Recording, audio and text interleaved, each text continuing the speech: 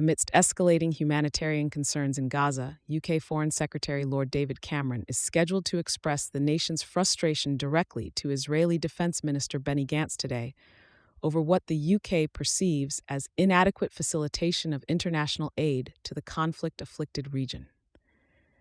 This meeting comes as the UK's patience runs thin with Israel due to a significant decrease in humanitarian aid entering Gaza.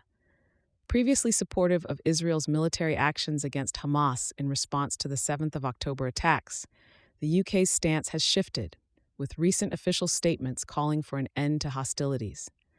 A Downing Street representative noted alignment with the US in advocating for a ceasefire.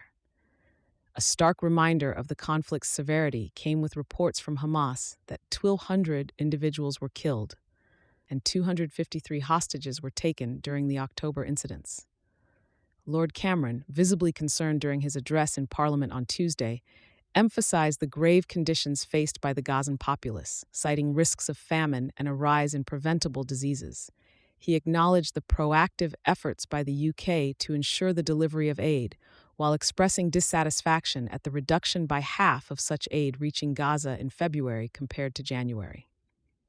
This decline spurs the necessity for stern warnings and immediate action to be communicated to Minister Gantz during the UK visit.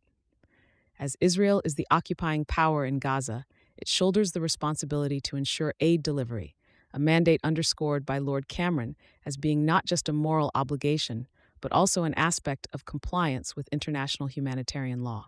He expressed an urgent need to address the humanitarian crisis and touched upon the broader goal of achieving a two-state solution, where the recognition of Palestine could act as a catalyst but should not preempt necessary reforms.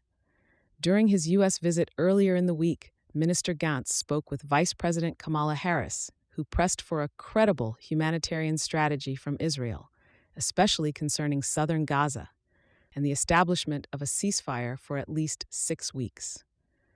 Echoing these sentiments, U.S. Secretary of State Antony Blinken has called on Israel to maximize all possible avenues for ensuring aid delivery to Gaza.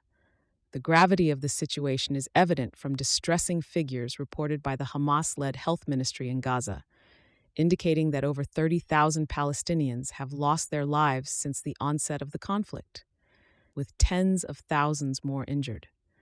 Today's dialogue between the UK and Israeli officials is likely to be pivotal in both addressing the immediate humanitarian crisis and setting the groundwork for potential peace processes in the future.